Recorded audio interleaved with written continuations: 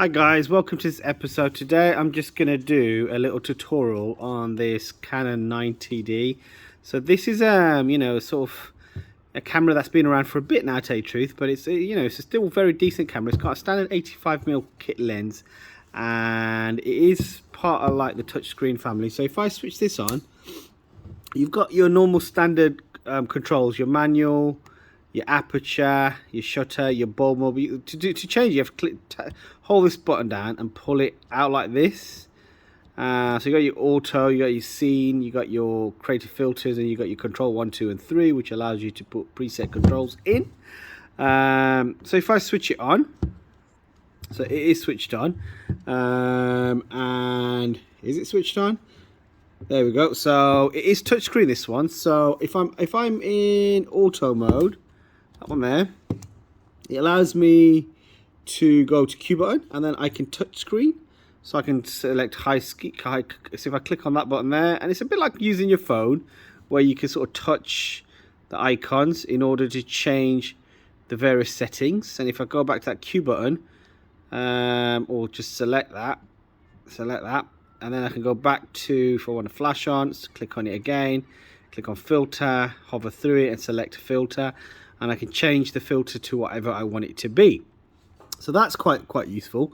If I want to film, so just basically put it into film mode, and then it will allow me, so if I take my cap off, there we go, and I am in a classroom at the moment, so if I sort of kind of hover my mouse around, you can see that it sort of autofocuses. If I click on this little Q button, I can change file formats like this. Okay, so I'm at the moment in 4K, I can change it to 1080, 720, etc. by just clicking on these icons. And if I just click on that, it will select it, and I can go back to my Q button and change whatever I need to change on that. If I click on Q, it will just basically show me the settings, and if I want to take them off, I can click on that.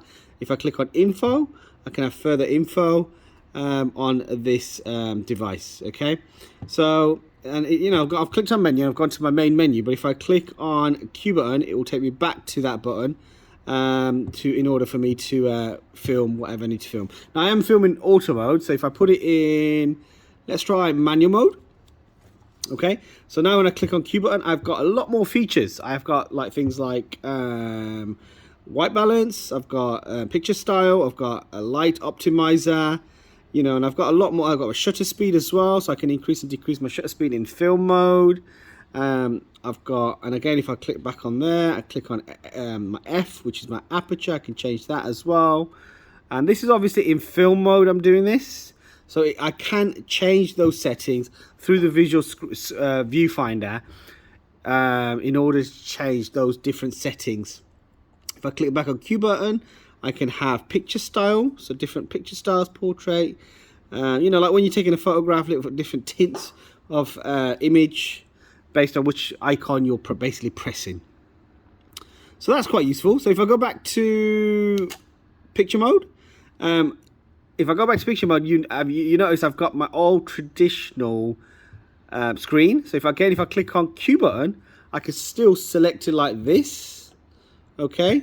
Or I can click on this little icon, go to my view, and then I can change it like so. So I click on my Q button. If I click on that, it takes me back to my old menu. And if I click on the Q button, I can click on these icons and change the aperture, shutter, ISO, etc. And if I click on the start button, it will take me to the digital viewfinder, and all I need to do is tap on these icons, and then I can change various things on this particular model.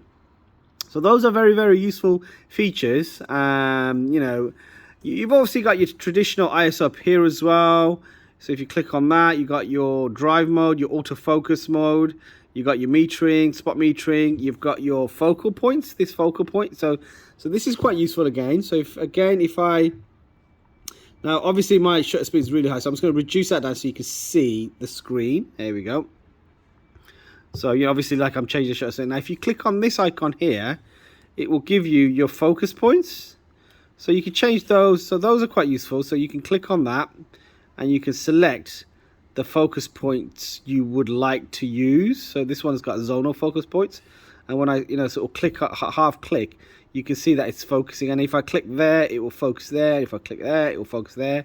But that's just basically by me clicking on this button, selecting the type of focus settings I would like, and then doing the zonal focus points based on it as well. So that's quite useful. So if if I've got a subject there and I want that to be in focus and that not to be in focus, obviously I've selected that point there.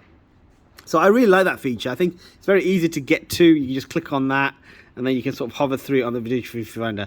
Me personally, I don't tend to, on this particular camera, I don't tend to use this, because obviously if you're using a camera, you're probably a visual person anyway, and just the fact that you can click off that, click on this Q button, and then be able to change all your settings via this visual form, to me is a no-brainer. It just makes logical sense for you to use it this way.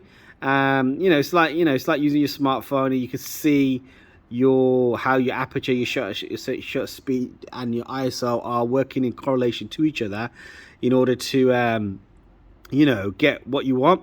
This little icon allows you to zoom digitally zoom into your space. Okay, so standard SD card. So I've got a class 10 in this one here.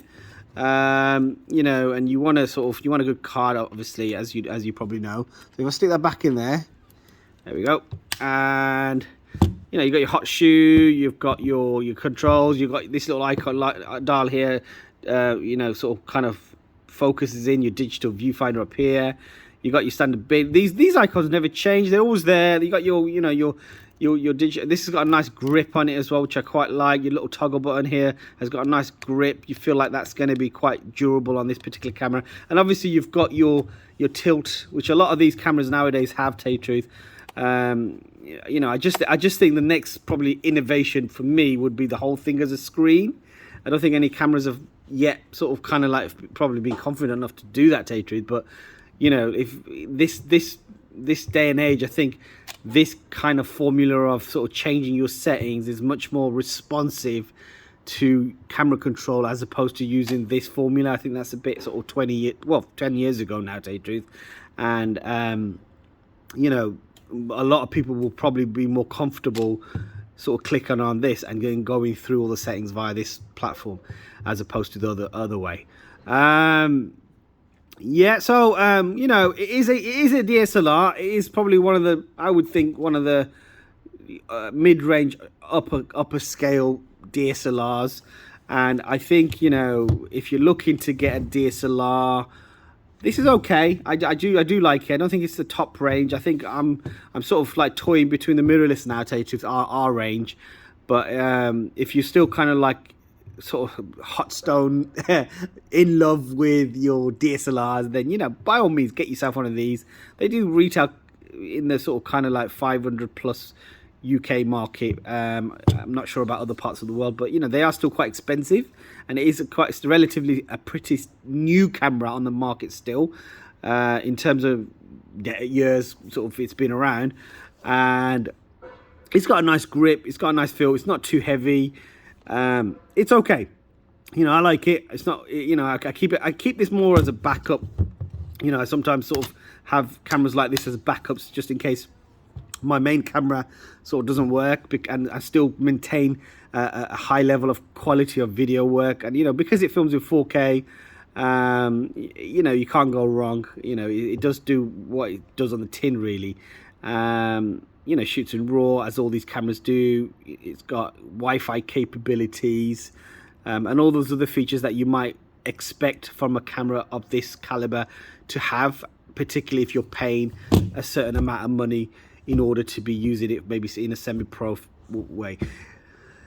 What would I use this camera for? Maybe portraits, maybe. Not so much studio work. I don't think it's the right camera for studio work. If I'm doing sports photography, I would probably want a better lens than this. Is just a standard kit lens, really, to tell you the truth. So you would want to get yourself a decent lens, and it will do the job, and it will produce decent quality images at a semi-professional level, I would say, that you will, from the normal eye, will be like amazing. So yeah, Thanks for watching, guys. Any questions, please do post, and I'm happy to respond to anything you have. And remember, guys, I'm almost up to 10,000, and if you hit that 10,000, when I hit that 10,000, I do want to give unfortunately, a replenish, because they don't make them anymore new. A Canon 7D.